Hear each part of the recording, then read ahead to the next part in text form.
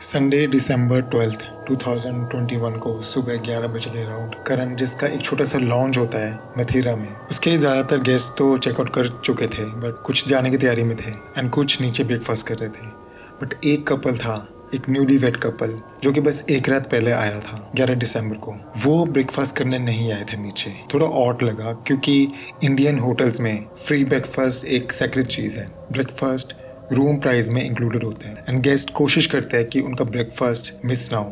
तो जब ये यंग कपल, जिनका नाम होता है Amjad Khan and Rubina Begum, breakfast के लिए नहीं आए, करण को थोड़ा सा ऑड लगा। बट उसने सोचा कि उनको प्राइवेसी दे देते हैं क्योंकि ये न्यूली वेड है। बट अब रात हो चुकी थी एंड उनके चेकआउट करने का टाइम हो चुका था एंड इन कपल का कोई साइन नहीं था। पूरा दिन निकल गया था एंड ये कपल अपने कमरे से बाहर नहीं आए थे। करण को फिक्र होने लग पड़ी। करण ने उनके दरवाजे को नॉक किया, कोई जवाब नहीं। दोबारा नॉक किया जोर से और नाम लिया, बट नथिंग। सो उसने अपने कान दरवाजे पर लगाए, बट अंदर से कोई आवाज़ नहीं आ रही थी। अब करण और परेशान होने लग पड़ा था क्योंकि नए गेस्ट ने भी आना था एंड रूम की सफाई भी करनी थी। तो उसने अपनी मास्टर की निकाल ली एंड उस दरवाजे को खोल दिया। रूम बिल्कुल खाली पड़ा हुआ था। बेड पर कोई नहीं था, कोई लगेज नहीं था, कोई पर्सनल चीज़ नहीं थी। रूम खाली का खाली था। तभी करण की नज़र पड़ती है रूम के बाथरूम में। बाथरूम का दरवाज़ा बंद था। उसने नॉक किया बट कुछ नहीं। फिर उसने खोलने की कोशिश करी, खुला नहीं एंड देन उसने धक्का मारा एंड जो उसने देखा वो उसकी पूरी जिंदगी उसको हॉन्ट करेगा। एक बिना कपड़ों की ये डेड बॉडी पड़ी हुई थी बाथरूम फ्लोर पर। ये डेड बॉडी एक औरत की होती है। बाथरूम फ्लोर खून से कवर्ड था एंड सबसे हॉरिफाइंग चीज थी, इस बॉडी का सर नहीं था। It was headless body. अब करण के पास कोई वर्ड नहीं था। उसने इमिडिएटली जैसे इस बॉडी को देखा, उसने अपना मुंह कवर कर लिया। कुछ सेकंड्स तक वो हिल ही नहीं पाया। समझ नहीं आता तो करे क्या। फिर हिम्मत जुटा के उसने डिसाइड किया कि वो पुलिस को कॉल करे। मथुरा पुलिस स्टेशन में रात को 11:30 बजे के आसपास कॉल आता है। असिस्टेंट सब इंस्पेक्टर संजय भांगर पहले रिस्पॉन्ड करने वाले थे। इंस्पेक्टर भांगर मथुरा में काफी सालों से पोस्टेड थे और अगर आपको माथेरान के बारे में नहीं पता तो ये उनका पहला मर्डर केस नहीं था। माथेरान कोई ऑर्डिनरी हिल स्टेशन नहीं। माथेरान का मतलब है फॉरेस्ट ऑफ द फोरेस्ट इन मराठी। पूरे एशिया का एक लॉ था, ऐसा हिल स्टेशन था जहाँ पे कोई व्हीकल नहीं चलता। यहाँ पे कोई गाड़ी नहीं है, कोई मोटरसाइकिल नहीं, कोई ट्रक नहीं है। आपको सिर्फ पैदल चलना पड़ेगा या किसी घोड़े पर या एक हैंड पुल्ड रिक्शा होता है उसको लेकर। It seems like a dream place for introvert like me. But Matheran में किसी से भी पूछ लो, वो आपको बताएगा स्टोरीज अबाउट स्पिरिट्स, विचेस। वो बताएंगे ईवल के बारे में। यहाँ पे काफी ज्यादा ईवल चीजें होती है। बट यहाँ पर भूत माथेरान को खतरनाक नहीं बना, यहाँ पर इंसान माथेरान को खतरनाक बनाता है। माथेरान की प्रॉक्सिमिटी मुंबई से combined with a deep valley and thick forest इसको परफेक्ट जगह बनाती है किसी भी तरीके का क्राइम कमिट करने के लिए एंड यहाँ पर एविडेंस डिस्पोज करने के लिए। हर साल यहाँ पर काफी सारे मर्डर के रिपोर्ट्स आते हैं, किडनैपिंग के रिपोर्ट्स आते हैं पुलिस को, डिसअपीयरेंसेस के लिए। इस टाउन में अराउंड 5000 लोग ही रहते हैं एंड यहाँ पर लोगों से ज्यादा बंदर यहाँ पर रहते हैं। यहाँ पर जो मंकीज है, बंदर है, वो टूरिस्ट का सामान चुरा लेते हैं, बिलोंगिंग्स फॉरेस्ट में स्कैटर कर देते हैं। अगर किसी बंदर ने आपका सामान चुरा लिया, इट मीन्स आप भूल जाओ, आपको वो चीज वापस नहीं मिलने वाली। तो जब ऑफिसर बांगर करण के लॉन्च पे आते हैं, उनको ऑलरेडी पता था कि सीन यहाँ पर काफी डिस्टर्बिंग एंड कॉम्प्लिकेटेड होने वाला है। सीन बहुत ही ज्यादा गुरुसम था। एक अननोन लेडी की बॉडी बाथरूम फ्लोर पर पड़ी हुई थी, वो भी सर के बिना। खून की क्वांटिटी से लग रहा था कि मर्डर उस बाथरूम में ही हुआ था।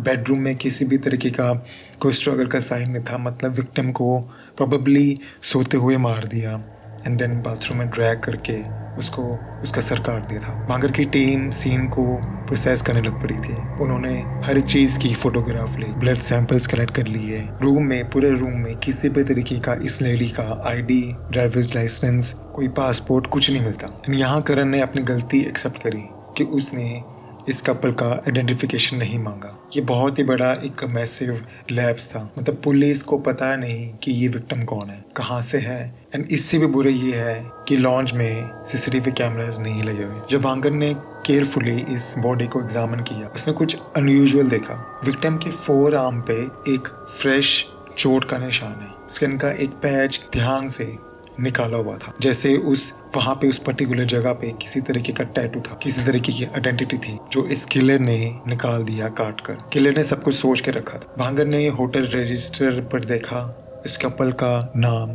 अमजद खान और रूबीना बेगम था। बट भांगर को सर्टन था कि ये जो नाम दी ये फेक है। ये कोई रैंडम क्राइम ऑफ पैशन नहीं था, ये एक प्री मेडिटेटिव मर्डर था। किसी ने एग्जीक्यूट किया जो डेस्परेट था अपनी आइडेंटिटी और अपने विक्टिम की आइडेंटिटी छुपाने के लिए। बांगर को पता था कि उसको जल्दी एक्शन लेना पड़ेगा, तो उसने 10 सर्च टीम असेंबल करी एंड माथेरान के जितने भी आसपास जंगल वगैरह थे वहां पर फैन आउट कर दिए एंड बोला, इंस्ट्रक्शन दी कि कुछ भी इस क्राइम से रिलेटेड आपको मिले वापस पुलिस स्टेशन ले आना। कुछ भी कपड़ा, बैग, वेपन कुछ भी मिले वापस ले आना। टीम पूरी हिल स्टेशन फैन आउट हो जाती है। जंगल भरा हुआ है रैंडम चीजों से, फटे कपड़े, प्लास्टिक बैग, खाने के रैपर्स। घंटों गुजर गए। घंटों गुजरने के बाद टीम वापस पुलिस स्टेशन आती है। हर एक टीम अपनी अपनी फाइंडिंग्स टेबल पर रख देती है। बांगर ने फ्रस्ट्रेशन से सर्वे किया। Shoes, bags, replica of sports journey, कुछ भी केस से कनेक्टेड नहीं लग रहा। बांगर फिर डिसाइड करते हैं चीज़ों को और ज़्यादा ऑर्गेनाइज करने के लिए। उसने सोचा कि ऐसे कौन सी चीज़ होगी जो सिर्फ लड़कियां यूज़ करती है। सो सर्च टीम जितनी भी चीज़ें लेके आई थी उन सबको फिल्टर आउट करना शुरू कर देती है। एंड फिल्टर आउट करते करते करते करते बांगर को एक बैग मिलता है जो बांगर को लगता है कि ये इस विक्टिम का होएगा। एंड इस बैग पर एक लोगो प्रिंटेड है, एक मेडिकल स्टोर का लोगो प्रिंटेड है। और उस बैग पर एक एड्रेस लिखा हुआ है, एक फार्मेसी का एड्रेस लिखा हुआ है, गुरुगांव, मुंबई में। ज़्यादा नहीं था बट कुछ तो था। बांगर के इंट्यूशन एंड एक्सपीरियंस से बांगर ने बेट लगाया। बांगर ने तुरंत ऑफिसर्स को डिस्पैच किया गुरुगांव के पुलिस स्टेशन को कांटेक्ट करने के लिए। उसने स्पेसिफिक इंस्ट्रक्शन दी कि चेक करो कि कोई रिसेंट मिसिंग पर्सन की रिपोर्ट आई है पुलिस स्टेशन में जो कोई औरत 20s में हो। फाइनली बांगर को पता लगता है कि गुरुगांव में सिर्फ 2 दिन पहले इस बॉडी जब मिली थी, इस बॉडी से सिर्फ 2 दिन पहले गुरुगांव, मुंबई में एक मिसिंग रिपोर्ट लिखाई गई थी। एक 27 साल की औरत जिसका नाम होता है पूनम पाल, वो घर नहीं वापस आई। उसकी फैमिली बहुत ज़्यादा फिक्र में थी। पूनम एक नर्सिंग स्टूडेंट थी जिसने रिसेंटली शादी करी थी मई 2021 में, सिर्फ 7 महीने पहले। एंड उसके हस्बैंड का नाम था राम सुलोचन पाल। जब ऑफिसर ने पूनम के पेरेंट्स को कांटेक्ट किया एंड पूछा कि आपकी बेटी मिसिंग है, and they said yes. And then Bangar ने वो मेडिकल बैग दिखाया उस फैमिली को एंड उस फैमिली ने बोला, हाँ ये हमारी बेटी का ही बैग है। पूनम के पेरेंट्स से पूछा, जब 11 दिसंबर को पूनम घर से निकली थी, पूनम घर से गायब हुई थी, तो उसने किस तरह के कपड़े डाले थे। पूनम के पेरेंट्स बताते हैं, डिस्क्राइब करते हैं कि ऐसे तरह के कपड़े डाले थे। पुलिस सीसीटीवी फुटेज चेक करती है। ये सीसीटीवी फुटेज होती है दस्तूरी नाका एंट्रेंस की। एंड पुलिस को एक लड़की मिलती है जिसने सेम तरह के कपड़े डाले थे जो पूनम के पेरेंट्स ने डिस्क्राइब करा था। बट पूनम के साथ कोई आदमी था, बट इस आदमी ने एक मास्क डाला हुआ था। कौन था वो आदमी पता नहीं। फैमिली ने बोला कि जब उन्होंने पूनम के हस्बैंड को कॉल करके बताया कि पूनम मिसिंग है, तो उसके हस्बैंड ने ज्यादा रिएक्ट नहीं किया। सो पुलिस पूनम के हस्बैंड के डिटेल्स मांगती है, घर का एड्रेस वगैरह मांगती है। सो पुलिस वाले जाते हैं पनवेल कांदी वाली कॉलोनी में जहाँ पर राम सुलोचन रहता था। सो राम सुलोचन एक 30 साल का आदमी था, एक इंजीनियर था एक IT कंपनी में। ऑफिसर ने पूछा कि उसको उसके मिसिंग वाइफ के बारे में पता है, एंड ही सेज यस। कहता, मैं बहुत ज़्यादा परेशान था पिछले 2-3 दिनों से, एंड मैंने खुद बहुत ढूंढने की कोशिश करी बट नहीं मिली। राम सुलोचन कहता है कि मैं 2-3 दिनों से सोया भी नहीं। पुलिस पूछती है कि आप 11 दिसंबर जब पूनम गायब हुई थी तब आप कहाँ पर थे। राम सुलोचन कहता है कि मैं मथुरा गया था बट किसी काम से, अपनी वाइफ के साथ नहीं। पूनम के बारे में उसको बिल्कुल नहीं पता। अब क्वेश्चन ये आ रहा था कि पूनम गई तो गई कहाँ पर, ना वो घर पे ना काम पर, ना उसके पेरेंट्स को पता ना उसके हस्बैंड को पता, एंड वो अनजान अननोन आदमी था कौन। ऑफिसर ने डिसाइड किया सबको इंडिविजुअली इंटेरोगेट करने के लिए, फैमिली को, हस्बैंड को, कोवर्कर्स को, फ्रेंड्स को।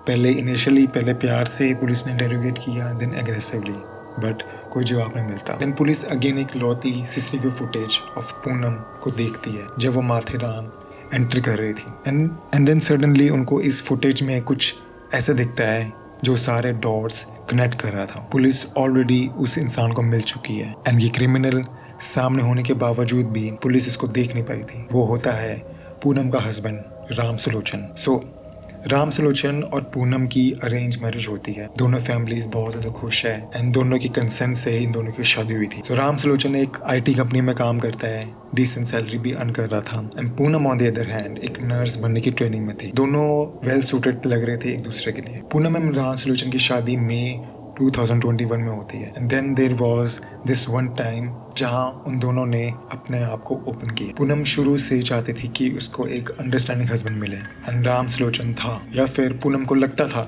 कि वो था। सो पूनम ने एक रात जब पूनम और राम सुलोचन एक साथ थे, पूनम ने अपने पुराने जितने भी रिलेशनशिप्स थे शादी से पहले राम को बता दिया। उसने पूनम को बोला कि तुम्हारे जितने भी पुराने रिलेशनशिप है तुम मेरे से शेयर कर सकते हो, मैं अंडरस्टैंडिंग हूँ, मैं नॉन जजमेंटल हूँ। एंड ये बात सुन के पूनम ओपन अप होती है। पूनम बहुत ज़्यादा खुश थी कि उसको फाइनली एक ऐसा आदमी मिल गया जो उसके पास को लेकर उसको होल्ड बैक नहीं कर सकता एंड अंडरस्टैंड करेगा। और हर कन्फेशन के साथ साथ रामसलोचन की जेलेसी बहुत ज़्यादा बढ़ जाती है, बट उसने छुपाया। वो स्माइल करते करते उसने नोट किया, पूनम को दिखा रहा था कि वो अंडरस्टैंड कर रहा है, वो जज नहीं कर रहा। जबकि अंदर ही अंदर रामसलोचन एक ऐसे सिनेरियोज इलेबोरेट कर रहा था जहाँ पर वो पूनम और उसके पास्ट लवर्स को इमेजिन करने लग पड़ा था। एंड ये चीज़ रामसलोचन को बहुत ही ज़्यादा गुस्सा दिला रही थी। वो इमेजिन करने लग पड़ा था कि पूनम उसके साथ अनफेथफुल हो रही है उन पास्ट लवर्स के साथ। और फिर उसने डिसाइड किया कि पूनम को मारने का। बट ये कोई